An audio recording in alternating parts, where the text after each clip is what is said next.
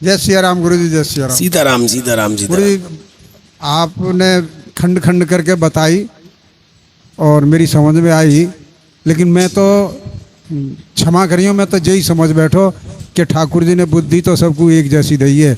अब हर व्यक्ति का नज़रिया अलग अलग है। अब वो जो है जिधर लगा दे अपनी बुद्धि उधर ही उसे सफलता मिलती है। ठाकुर जी को साक्षी मान के कर्म करते जाए, सफलता मिलेगी निश्चित। मैं तो ये मान रहा हूँ। आदमी की बुद्धि 3 तरीके से बदलती है, जी मैं कई बार बता चुका हूँ आपको। मुँह तो लगे आप ब्रज भाषा की ज्ञाता हो, कहूँ ब्रज क्षेत्र के रहने वाले होगा पंडित जी, आप कहूँ ब्रज क्षेत्र के रहने वाले होगा। हाँ, आपकी भाषा शैली ब्रज की है। बिल्कुल गुरु जी, ब्रज की भाषा है। अच्छा, कहाँ के हो पंडित जी? अरे आपने राय के पास गांव तो देखो है। अच्छा, कौन सो? अरे अंताई गढ़ी है वहाँ। अच्छा अच्छा, वहाँ के रहने वाले हो, तभी आपकी भाषा में बड़ी मिठास है। अरे गुरु जी, तो देखो पहले समझो, आदमी की बुद्धि 3 तरीके से बदलती है। प्रथम जैसा खाओगे अन्न, दूसरा सत्संग बिन सत्संग विवेक ना हुई, तीसरा जैसा पियोगे पानी तैसी बनेगी वाणी। पानी अन्य अगर कैटेगरी में रख दिए जाए तो स्थान का बहुत बड़ा प्रभाव पड़ता है। जैसे आप मोक्ष धाम जाओ, काऊ मुर्दनी में जाओ, तो वहां स्थान में पहुंचते ही तुम्हारी बुद्धि सतर रह जाए ना, फिर तुम आध घंटा के लिए भूल जाओगे मेरे मील चल रही है। 1-8% ऐसी व्यवस्था में आ जाए, नहीं तो लगभग लोग भूल जाए वहां दुनियादारी को आधा घंटा के लिए मुर्दनी में जाके भूल जाए ना। तो स्थान का ही तो प्रभाव हुआ।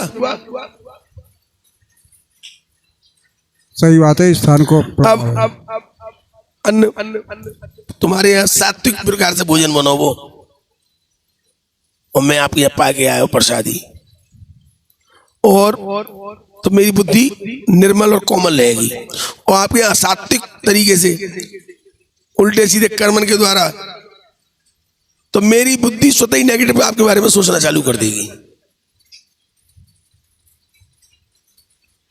तीसरा सत्संग, आप जिस तरीके के सत्संग में बैठोगे, ठाकुर के नाम के सत्संग में बैठो, कीर्तन में बैठोगे, तो ज्यादा के सुना तो तुम्हारे हाथ बजेंगे ही बजेंगे, चंजो बजे चंजो बजे। और लड़ाई में बैठोगे तो वो हाथ बजेंगे तुम्हारे जकाऊ के गाल पे पड़े या तुम्हारे गाल पे पड़े। है सत्संग की व्यवस्था। जुआ सट्टे में बैठोगे तो दामन में हाथ चलेंगे तुम्हारे, चलेंगे हाथी, तुम बैठो, लेकिन हाथ तो चलते हैं, वो दिखाई देते हैं। दिमाग मन दिखाई ना देगा, मन का चल रहा है। जैसे जगह जैसी सत्संग में बैठेंगे वैसा मन बनेगा।